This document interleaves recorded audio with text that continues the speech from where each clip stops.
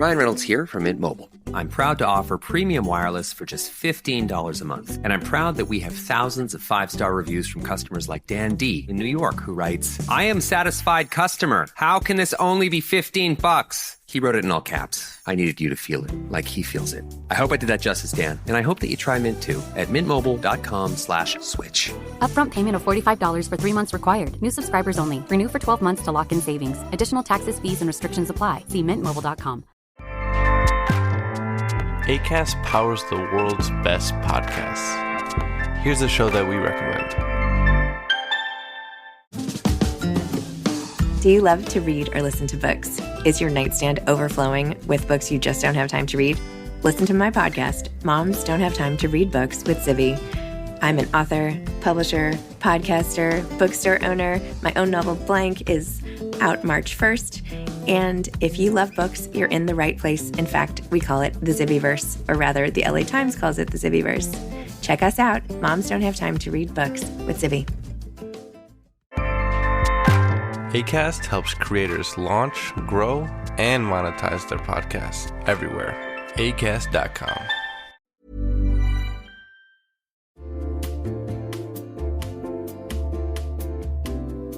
You'll know real when you get it. It'll say eBay Authenticity Guarantee, and you'll feel it. Maybe it's a head-turning handbag, a watch that says it all, jewelry that makes you look like the gem, sneakers and streetwear so fresh every step feels fly. When it comes to style and luxury, eBay gets it. They're making sure the things that you love are checked by experts. Not just any experts, specialized experts. Real people who love this stuff. With real hands-on authentication experience. So when you see that shiny blue checkmark that says Authenticity Guarantee, shop with confidence. Every inch, stitch, sole, and logo is verified authentic through a detailed inspection. That's how you know that eBay's got your back. Because when you finally step into those sneakers, put on that watch, get your real gold glow up, swing that handbag over your shoulder, or step out in that streetwear, you'll realize that feeling is unlike any other. With eBay Authenticity Guarantee, you can trust that feeling of real is always in reach. Ensure your next purchase is the real deal. Visit ebay.com for terms.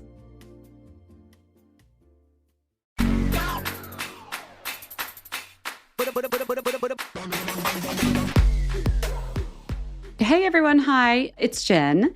And I know it's Wednesday, but we are taking the week off of our usual news style episode to get some things in order for upcoming shows. But I thought this would be the perfect time to air an interview Jess and I did all about red lipstick and red lips in general. So in this episode, we speak with Rachel Felder. She's a journalist who specializes in writing about trends, fashion, and beauty. Her work has appeared in the New York Times, the Financial Times, and many others. She's written several books, including Red Lipstick, which she published in 2019. So that's when we interviewed her to celebrate the launch of the book. And in this interview, you'll hear her talk about how red lipstick is having a moment. But I would argue its moment is even bigger now. Or maybe this fall and this winter, red was just kind of everywhere. And here we are on Valentine's Day, whether you celebrate or not, and whether you're going out or not, red is the color of love and power and strength. And I thought, what better time to revisit this interview than now? So without further ado, let's go back in a little time machine. Here's Rachel Felder.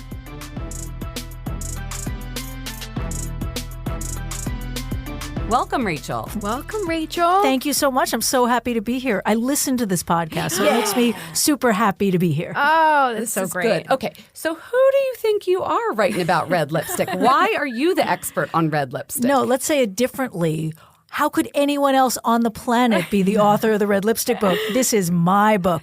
I have been wearing red lipstick every day for decades. I go to the gym in red lipstick. I will never leave the house without red lipstick. Even if I'm walking the dog, there's red lipstick on. So the real accurate answer to that question is how could I allow any other author to own this subject? Because this is my subject. And you have experience as a beauty journalist, right? So it's not. Oh, yeah. I've written extensively about beauty for many outlets, including a lot for the New York Times and others. And I write a lot about beauty and fashion and craftsmanship in the context of real life. And that is what most interests me about red lipstick, actually, that it's a reflection of the zeitgeist of many periods. And so yes, this is my field of expertise, really, truly, but it's also my civilian field of expertise. It's a passion. It's a passion, yeah. And it's sort of become a de facto trademark, not on purpose. It just happened that way. So you mentioned, like the zeitgeist and how it has like this historical kind of, connection that makes it so interesting more than, let's say, like, Mascara or, maybe there's a Mascara book being written right now, but you know what I'm saying. Maybe we should write that book. Yeah. Oh, yeah. You know what? Yeah. Can you stay away from that? Fine. Okay. If this one sells really well, the follow-up could be like pink lipstick or Primer. Primer. Yeah. But that was a good example. Primer doesn't really have the same historical exactly somehow, right? Yeah. Primer, like glossy sticks. I don't know. But let's talk about the history of red lipstick. So when did people start reddening their lips and why did they do it? So people started reddening their lips so many hundreds of years ago, around 2500 BC. And some of it was just that it makes your lips look more attractive. It enunciates your lips in a certain way. And it's easy to get a red colorant from a lot of natural things. So the first people that reddened their lips used essentially ground stones. And through the eras of civilization, different materials have been, including many, many natural materials, have been used to actually make the red for the lips. Including cochineal, which is it's ground beetles. Oh. Yes, and Cleopatra used it, and it's still used in many lipsticks. Is that carmine? What's the thing? Yeah, with carmine is related to that too. Yeah, and a lot of these ingredients aren't used so much anymore because of chemicals and technology, but some of them still are. So remember Kat Von D and RMS? I think they both reformulated or made it very clear that they could not have that ingredient in their lipsticks. Yeah. And it gives like a very true red. And they were saying like, oh, we had to have an orangey red because we couldn't get that true red because it comes from an animal byproduct. Exactly. So you mentioned the Egyptians. Who else has like colored their lips with red and what did they use? Well, I mean, so many in the different eras of time. Queen Elizabeth, yes, colored her lips. Queen Elizabeth, my favorite story in the book, I have to say. Yeah, you write about this in the book. Doesn't exactly answer that question, but I'm just going to tell you anyway. Mm-hmm. Queen Elizabeth II commissioned a red lipstick for her coronation to match the color of her regal gowns that she had to wear for the coronation. Oh my God, that is so baller! Isn't that great? And it's called It was called Balmoral red because her country estate is called Balmoral, but. That was one of the weirdest reporting aspects of the book because as I started to dig deep, I found this out, and there were various brands, 3 of them, that didn't exactly claim to have produced that red lipstick for her, but people had connected dots over the years, particularly in the UK, and made assumptions of which brand it might be. So I called all those brands, and each of them said, "No, we didn't make that lipstick."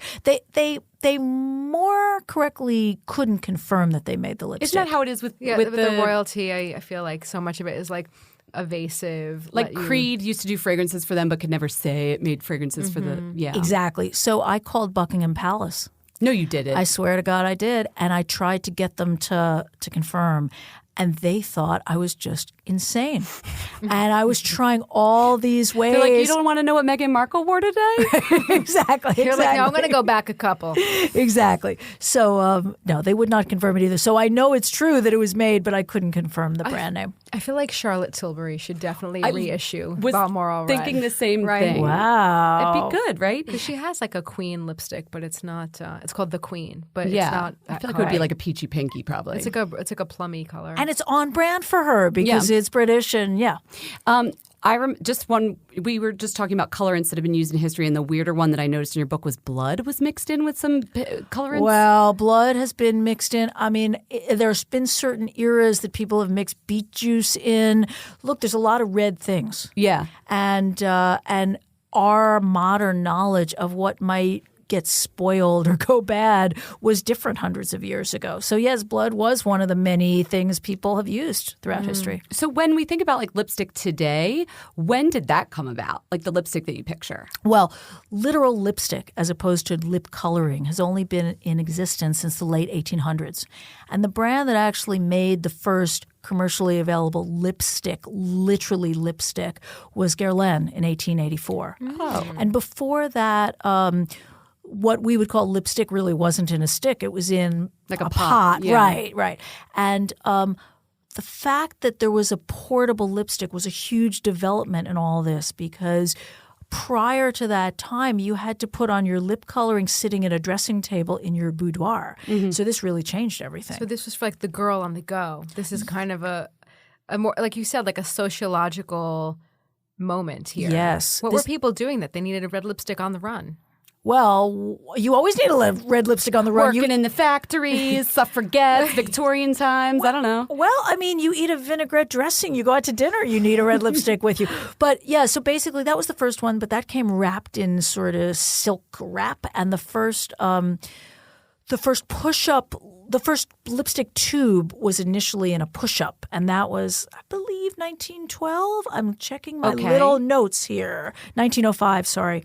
And then Push-up. So you didn't twist it. You like pushed the color from the bottom. 1915. It's good to put on the reading glasses when you have notes in front of you. 1915 is when you first got it in like a tube. In a tube. And it had, pushed up. I've held some of those in my hand. They have a little push-up mechanism on the side. Why do they call it a bullet?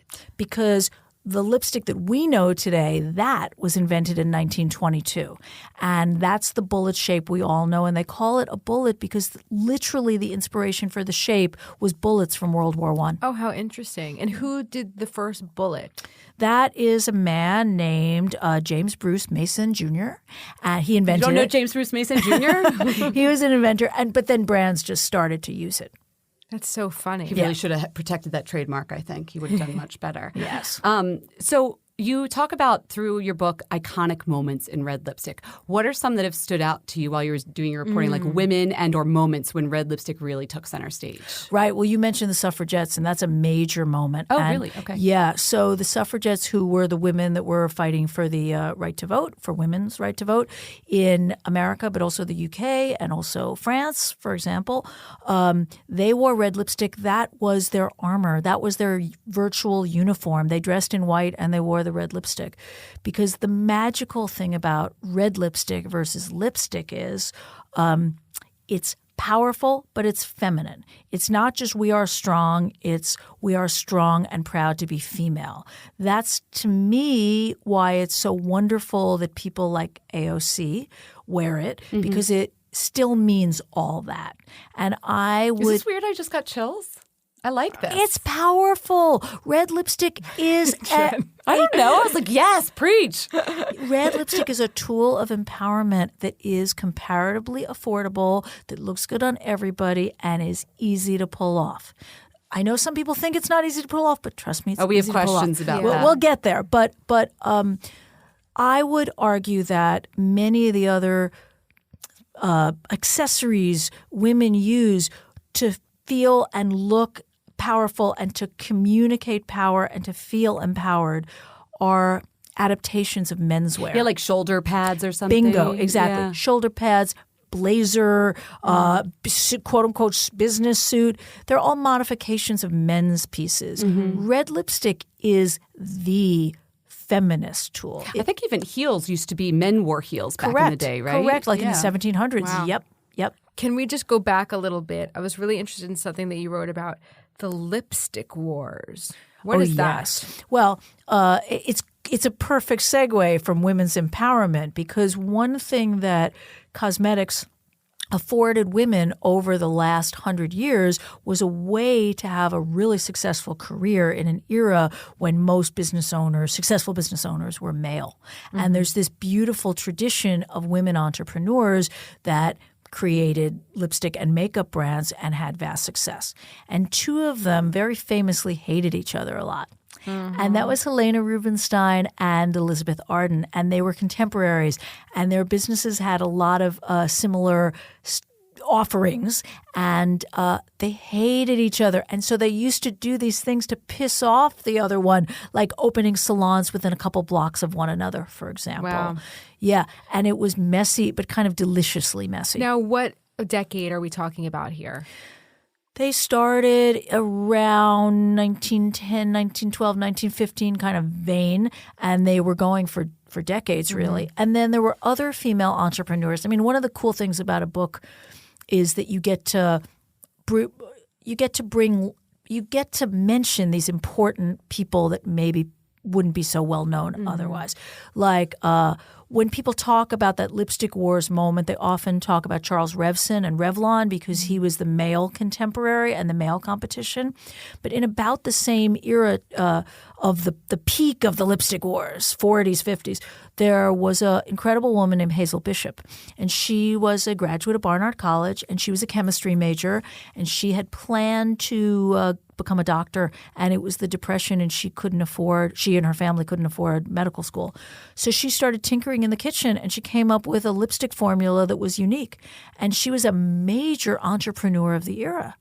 And, that was just not an era that women typically owned $1 million businesses. Did she have a brand name that She did. It was called Hazel Bishop. And if you were a lot older, you would know it. Because how long did that last? How long was that around? It lasted for decades. And in the early days of television, she sponsored quiz shows on TV.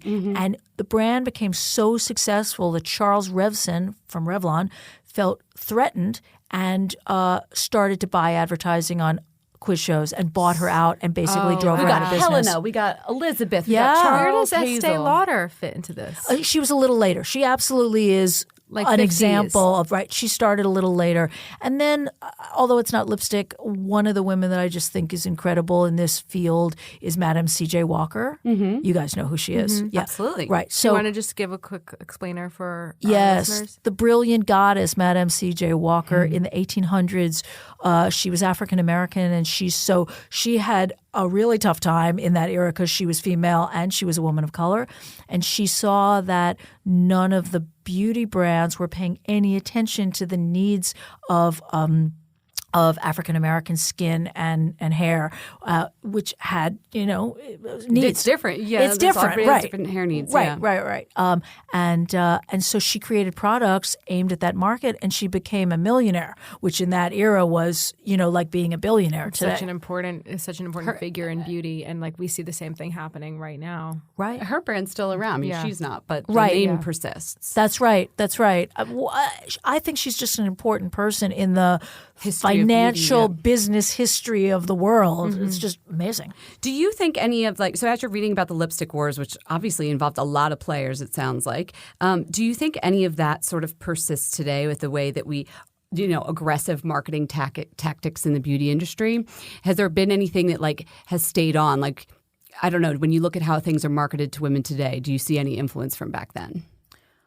Not really. I think that was a personal vendetta thing. Would they undercut each other on price and stuff like that? All of it, yes. Yeah. And one would come up with a cream that had certain claims, and then the other one would come up with a cream that had exactly the same claims. Remember, it was a different era. It's not like there were organizations regulating advertising the way they are now, or regulating labeling like the people did now. And there wasn't the competition in terms of places to carry your things either. There was more of a culture of salons that you would sell your products in. So that was different too. Got it. It's very different. Okay, let's talk about a little bit more modern, move up to MAC. So we're getting into the 70s, 80s, 90s here. A lot of women think of that as they make iconic red lipsticks.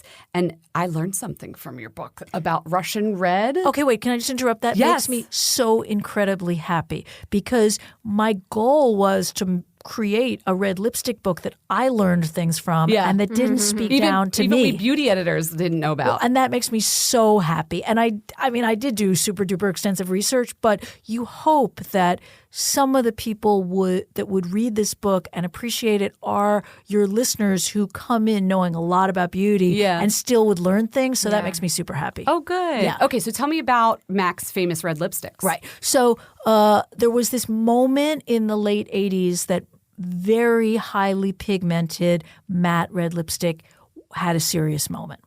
And MAC Russian Red was one of the biggies in that time period. And it was created actually for Madonna for her Blonde Ambition tour. And that was 1990, I believe. And it was super duper matte. And the original plan for that lipstick was that it was going to be called Verushka after the famous 60s model from the film Blow Up. And she wouldn't let them use her name. Oh, wow. Yeah. So it was called Russian red. So the Russian comes from her, not like Indeed. a color of Moscow architecture or something. Well, and I've seen the film Blow Up, brilliant Antonioni film, many times. I haven't watched it recently, but that period in the 60s was not a big colored lip moment. That was a big super pale lip and eye moment. Yeah. So I think it's not what she wore in the movie either, actually. Yeah. It's kind of weird that they wanted to name it Verushka. Wait, and before you go on with that, you actually mentioned something else from your book. I was surprised to learn that you were saying that the things that you see in a movie, what the actress is wearing, wouldn't necessarily reflect the times of the movie and when it takes place, but what the audience was looking like. For example, Vivien Leigh in Gone with the Wind. She was wearing a bright red lip.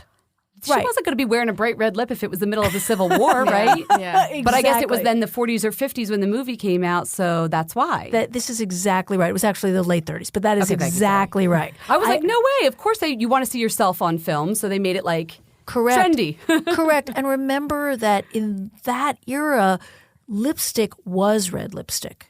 It's not like you saw a lot of women in real life wearing pale lipstick. You wore red lipstick. That was the shade of lipstick. So the pale moment was like the 60s, like that kind of knocked red lipstick off the For map a minute. while, yes. And it wasn't so big in the 70s either. Yeah. It went from, in the 60s, that very pronounced big eye Yeah, sure. and no lip like Twiggy. And then in the 70s, there was a move for a while towards a very natural look. Like, think of Cheryl Teague or Farrah Fawcett, that Kind of like of a look. glossy.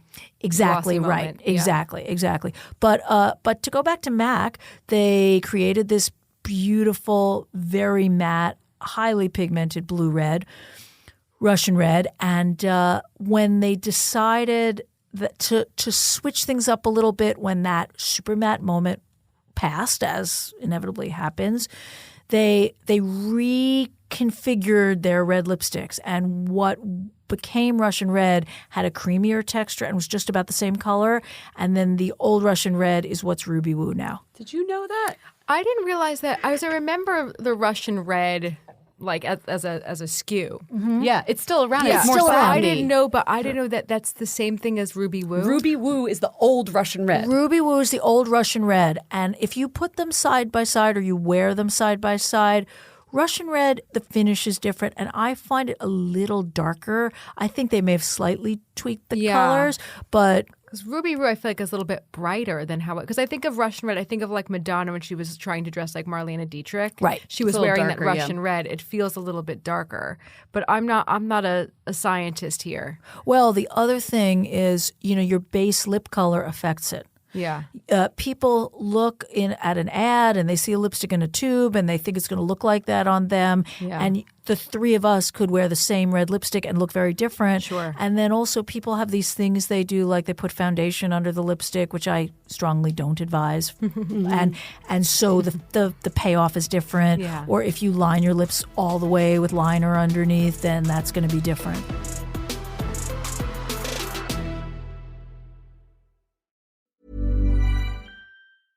This is Paige, the co-host of Giggly Squad, and I want to tell you about a company that I've been loving, Olive & June. Olive & June gives you everything that you need for a salon-quality manicure in one box. And if you break it down, it really comes out to $2 a manicure, which is absolutely insane. It's also so easy to get salon-worthy nails at home with Olive & June. The difference between how your nails used to look when you did them yourself and now with the Mani system is a complete game changer. The best thing about Olive & June, too, is it's a quick dry. Dries in about 1 minute, lasts for 5 days, and full coverage in up to 1 to 2 coats. Visit oliveandjune.com/perfectmani20 for 20% off your first system. That's oliveandjune.com/perfectmani20 for 20% off your first system.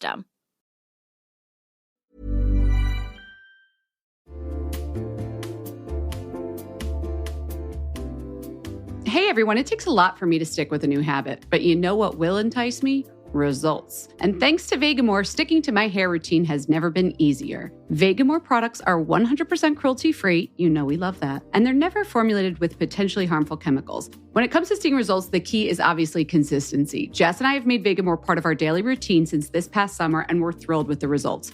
Personally, I've noticed less fallout in the shower, none of that big hair clump, you know what I'm talking about. And since I've been using the Vegamore Grow Hair Serum, I keep getting compliments on how shiny my hair looks. More hair, shinier hair, that's kind of like the holy grail. Plus, having a monthly subscription of Vegamore's Grow Hair Serum makes it easy to stay consistent. With the subscription, you save and you never run low on product. Fun fact, Vegamore sells 1 bottle of their Grow Hair Serum every 15 seconds on their website. That's how good this stuff is. Elevate your wellness routine this year with Vegamore. For a limited time, get 20% off your first subscription order by going to vegamore.com/fatmascara and using the code FATMASCARA at checkout. That's Vegamore, VEGAMOUR.com/fatmascara. The code is FATMASCARA to save 20% on your first order. Again, that's Vegamore, VEGAMOUR.com/fatmascara. Code is, you guessed it, Fat Mascara.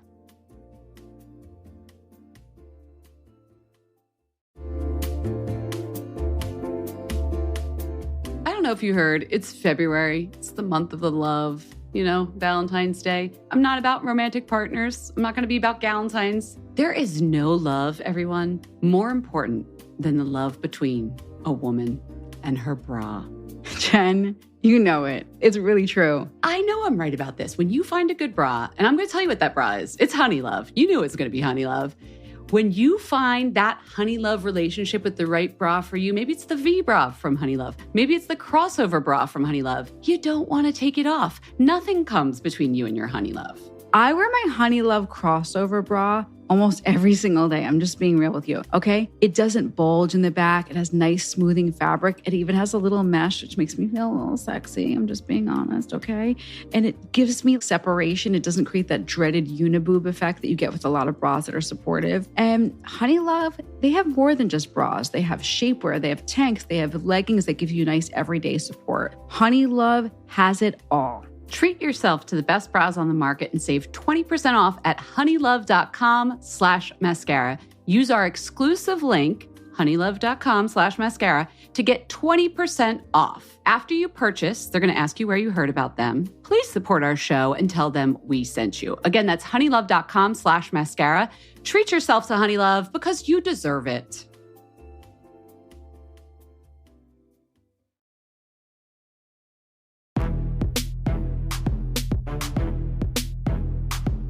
I might be putting you on the spot here, but we talked about, we went up through history sort of with all the red lipsticks in history. What are some of the best-selling reds these days? Well, I think that's a complicated answer because they're different in different territories. Okay. For Let's do the U.S. So the U.S., I mean, I don't have sales figures in front of me. I know that Mac's top 5, 3 of them are always reds, at least. Wow, yeah. Interesting. I mean, it's very hard to have a lipstick line and not have a great red. And when you think of the new lipstick brands that have launched over the past decade, the ones that are lipstick centric, like let's think of Lipstick Queen, Troy Surratt, Bite, you know, these ones that are very lipstick centered. They are all really anchored with great red. You can't not do a great red. Okay. Okay, I have a question. So, well, first of all, you say you can't not do a great red, but also there are so many more colors in the spectrum too. Do you feel like that red lipstick is as popular? I mean, you just mentioned a couple of brands that have great reds, but just from your gut instinct, do you feel red lipstick is having a moment right now? I do think red lipstick is having a moment. And having done the book and having thought about the sociological spin of all of it, I personally think red lipstick is having a moment because we're in a Me Too moment. Yeah, so that was my question. Like, why is it having a moment? You think the Me Too is affecting that? I think it's a time when women are feeling powerful, and there's another big part of this, which is we're in a beautifully inclusive moment. When I was a teenager, I spent a lot of time feeling like my lips were too broad and too full, and this didn't suit them and that didn't suit them, and I didn't look like this person or that person. And we live now in a culture which is gorgeously embracing every version of the way one could look or act, and that's great. And so if the message of culture is you should own your differences and own who you are and feel proud about who you are, then red lipstick by definition is going to do better because the statement is feel proud of who you are and feel confident in being bold. And if you have full lips like mine, for example, it's easier to wear a pale pink lipstick and be more of a wallflower. I started wearing red lipstick as a rebellion to that. And I think today women, particularly young women, feel more emboldened to own it. Yeah, that's a good point. So can we talk just practically for a second? You wrote that Dick Page, the famous fabulous makeup artist, he calls red lipstick a neutral. How do you think it's a neutral? Well, I think a leopard print blouse is a neutral blouse. And I think Jess will agree with you on that. Leopard is a neutral. Right, I'm sorry, exactly. It is. Like you could wear it with anything. No apology necessary. So Maybe not a floral dress. Maybe not leopard shoes with a floral dress. That's my personal thing. I would say you're right. Okay, yeah, it's a neutral like almost 98% of the time. Exactly. Okay, so leopard is neutral. I would say silver accessories are neutral. Totes. Right, but I don't mean like a silver bangle. I mean silver shoes, silver bag, neutral. So red lipstick is neutral like that too. It matches everything. It looks good on everyone as long as you find the right shade. It's universally flattering. You're never going to look inappropriate in red lipstick. If you wanted to have a bold lip but you opted for crazy purple or blue or hot pink. Even. Exactly. You might not feel in some settings quite as comfortable, but red is always going to work. And so you said if you find the right one. Yes. Let's get real practical here. Yes. How do you find the right one? So I'm going to answer your question, but I thought when you were going to say, let's talk about the practicalities, Okay. What do you were want going to ask me like, after you make out with someone, how do you deal with the red lipstick that comes off? Okay, how do you? Yeah, it sounds like you're prepared to answer this. When I go on date night, I bring in my bag wipes, like face wipes, sensitive skin face wipes, because I have sensitive skin. Because the lips. Wait, which brand? I'm not naming play around. brands. Okay, I'm keep Switzerland. Sorry, Okay. but and I think different people prefer different brands. And it's less about the brand. Go on. But when I go on date night, I bring the wipes because if you have a fun date night, there's lipstick everywhere like a crime scene. And So you wipe before you're going to kiss or after you no, kiss? after. you wipe the man Did you go home? Yeah, of course I do. Or the woman? or the woman. Yeah, sorry, Well, I was right. being heteronormative. Well, in my case, it's a man, but Okay. to each their own, Yeah. and that's So, great like, too. come here, doll. I got to get this off your face. Thanks for the date. Well, I'm just picturing, like you. So is it like kind of you kiss them and then you take it out and you're like, let me just get that. yeah, I actually think it's quite sensual to take it off too. When my Neutrogena comes out of the bag. This is so funny. Right. So I have all these weird Go you. techniques. So yes, but to answer, should we go back to the Yes, shades? how do you find your right red for you? Well, I'm totally disinterested in that right now. I want to go back to wiping. Yeah. Okay, yes. So how do you find the one that you want to put all over the guy's face or the girl's face? right. Well, it takes some experimentation. You want to think about your skin tone. You want to think about how you're going to be wearing it. Are you going to be spending Saturday afternoon on the beach in July, or are you going to a meeting in February? You want to think about if you're thinking about a date specifically, and you're thinking about how long the date's going to be. You do want to think about reapplication, and if there's going to be a spaghetti sauce or vinaigrette in your future, and if reapplying might be an issue. But for example, your skin tone has more of a yellow undertone to it, so you could pull off an orange-based red better than I could. You think so? I feel like this is where you have to experiment because when I put on an orange-based red, I feel like my teeth look real yellow. Well, if you put on something that was sheerer, that wouldn't be an issue. And that's also the thing, isn't it? Right. Like if you want to tiptoe into red, you can start out with like a little bit of a sheer red. How That's do you right. tell your undertone? Also, I had Fraxel, so this is not my actual face color right now. It's She's a little bit off. Right. She's just like, I have a red face tone right now. I always have a red face. What lipstick goes with Fraxel? I think the best advice for someone who's listening would be to go to a makeup counter or to a store like Ulta or Sephora, because those people can help you Find your undertone. find your undertone. Yes, but a lot of it is just playing. I mean, I figured out that an orange-based red is not the most flattering on me by trial and error. All I can think in my head is that porn line about like, you know it when you see it. Like, oh yeah, you know what looks good when you see it. Yeah, because that's how it happened to me. Like, you go to Sephora, you put on a bunch, you're like, but when you see the right one, it clicks. You feel right? That's good. right. Yeah, That's right. You can feel it. So what's your shoulders go back a little bit? You're You like, stand a little I taller. see what everybody's talking about. Excuse me, that is the magic of lipstick. You stand taller, you feel more beautiful, you feel more confident, you feel ready to face the world, you feel dressed. I mean, as I was telling you guys earlier, I work out of my home and I put on the red lipstick to do phone interviews and to do work emails. For me, that's more the definition of being in workspace than getting dressed properly. I have friends who are like, I put on my bra when I'm ready to be working. Like, your lipstick is I can't work without a bra. Yeah, you got it. It's your armor. So what's your red lipstick? Well, my answer is Switzerland again. I'm sorry. No, come on. You can give a couple. You must have a few favorites that you like. Well, right? I would say that I'm always cycling and I use a lot of red lipsticks in a week and I cocktail.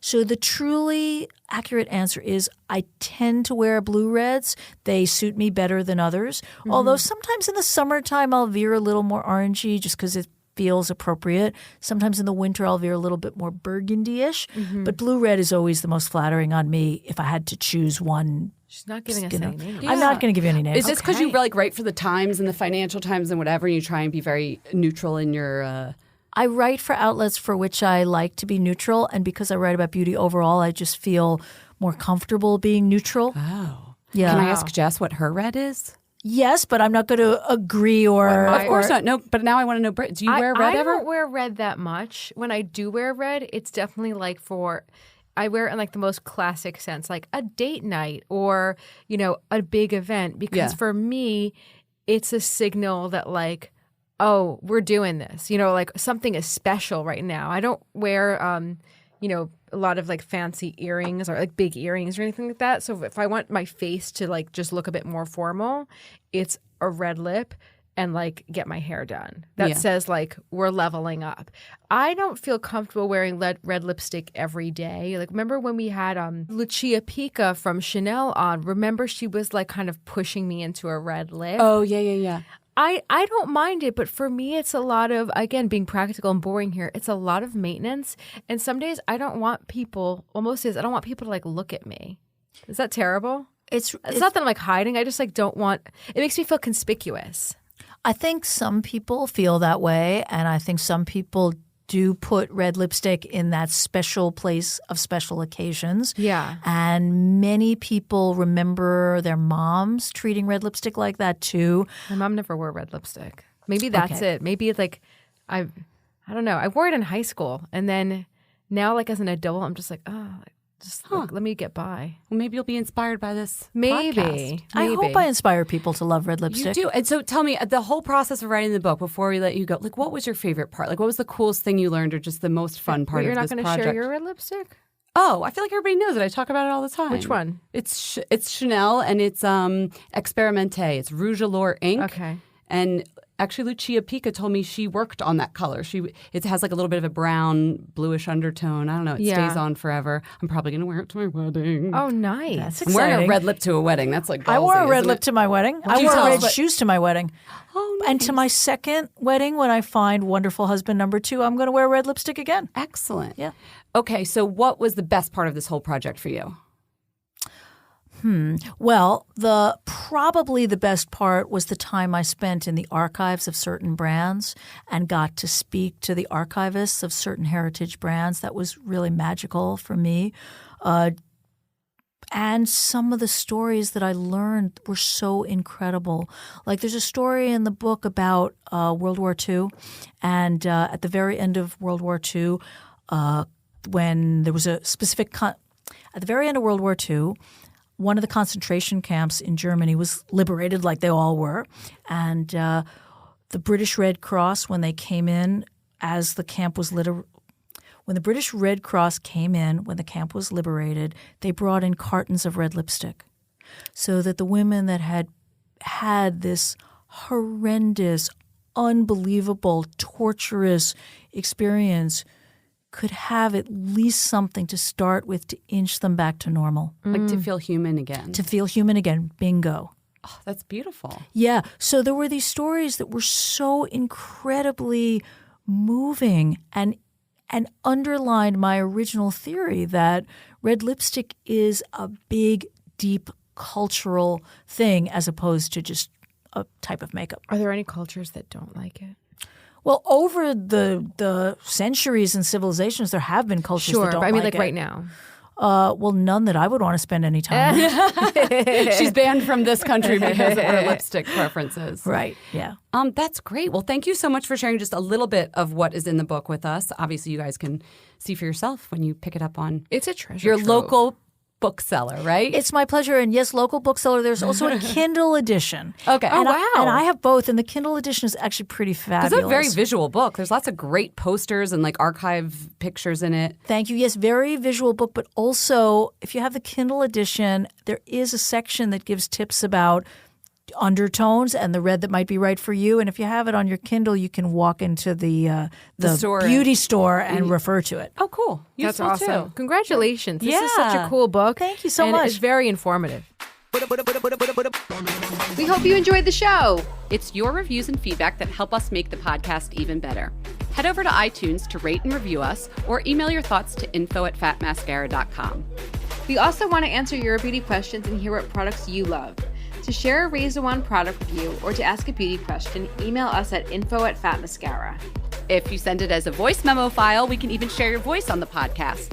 You can also do that by leaving us a voice message. Our phone number in the United States is 646-481-8182. Thanks so much for listening.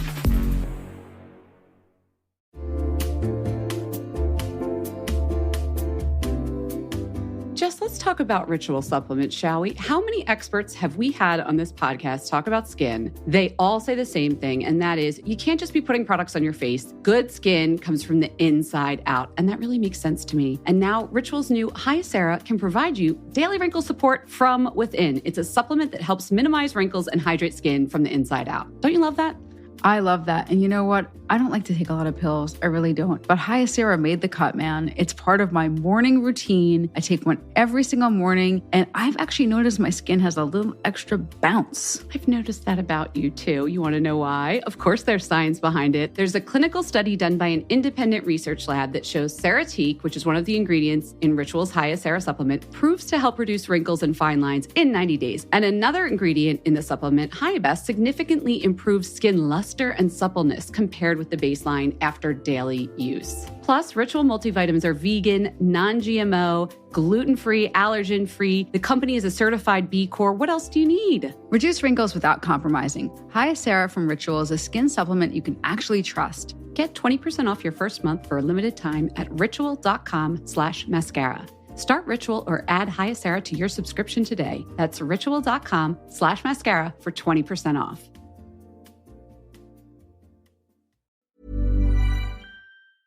Hey y'all, Darius Rucker here. You know, a lot of people ask me, what inspires your music? And one of the big things is a strong sense of place. That's why I love my home state of South Carolina and want to share the awesome things it has to offer. From the beautiful mountains down to the sunny coast, it's got it all. Not to mention two of my personal favorites, great golf and amazing food. Come see why I love this place. Visit discoversouthcarolina.com.